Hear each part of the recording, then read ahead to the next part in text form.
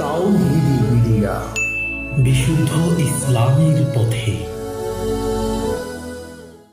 আর তিনি বলেন যে একজন মায়ের সম্পত্তি বন্টনের ক্ষেত্রে যদি তার সন্তানদের বাবারা আলাদা হন, অর্থাৎ এক মা কিন্তু সন্তানদের বাবারা ভিন্ন, অর্থাৎ এই মায়ের হয়তো এক জায়গায় বিয়ে হয়েছে, প্রথম স্বামী মারা গিয়েছে, তারপর আরেক জায়গায় বিয়ে হয়েছে, সে স্বামী মারা গিয়েছে, তারপর আরেক জায়গায় বিয়ে হয়েছে, সে স্বামী মারা গেছে, 3জন বা 4জন স্বামী তার হয় এবং প্রত্যেক স্বামীর ঘরে তার সন্তান হয়।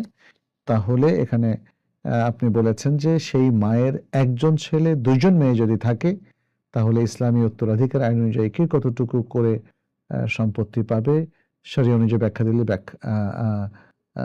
উপকৃত হব। এখানে আপনি যেটা জানতে চেয়েছেন ফাতেমা বেগম, আপনি জানতে চেয়েছেন মায়ের সম্পত্তি।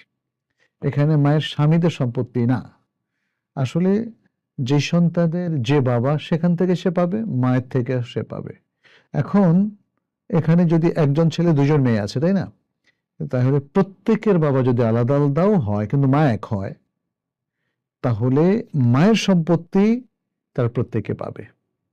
এখানে একজন ছেলে ইকুয়াল টু 2জন মেয়ে, তাহলে মায়ের সম্পত্তিটা এখানে মূলত আসহাবুল ফুরুদ তারা পাওয়ার পরে যেটা থাকবে সেটা লিযযাকারি মিসলু হাযযিল উনসায়াইন, সূরা আন-নিসার যে আয়াতটা আছে যে ছেলেরা ডাবল, মেয়েরা হাফ করে পাবে। তাহলে এখানে 2জন মেয়ে হাফ হাফ করে যে 2 ভাগ পাইলো, আর ছেলে 2 ভাগ পেল, 4 ভাগ। এখন যদি এই মানে এদের দাদা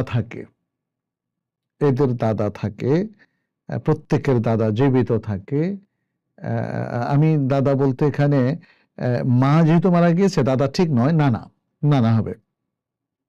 যেহেতু মায়ের সম্পত্তি তার বাবাও কিন্তু একটা অংশ পাবে, তার বাবা এখানে 6 ভাগের 1 ভাগ পাবে, 6 ভাগের 1 ভাগ নয়, এখানে সন্তান যেহেতু আছে 4 ভাগের 1 ভাগ, অর্থাৎ তার এই মায়ের যে লাস্ট স্বামী, আমি ধরে নেব কারণ একসাথে তো একাধিক স্বামী মেয়েদের থাকে না, এই মায়ের যে লাস্ট স্বামী তিনি কিন্তু তার সম্পত্তি থেকে পাবেন। এবং তিনি যেহেতু তারও একটা সন্তান আছে, সন্তান থাকা অবস্থায় স্বামী পাবে 4 ভাগের 1 ভাগ, সন্তান না থাকলে স্বামী পাবে 2 ভাগের 1 ভাগ। তাহলে দেখা যাচ্ছে যে এই মায়ের সম্পত্তি থেকে তার সর্বশেষ স্বামী সে 4 ভাগের 1 ভাগ পাবে। তাহলে এই 4 ভাগের 1 ভাগের পরে যে 3 ভাগ থাকবে সেটা এই একজন ছেলে আর 2জন মেয়ের মধ্যে বন্টিত হবে, যেভাবে আমরা বললাম ছেলে ডাবল মেয়ে হাফ।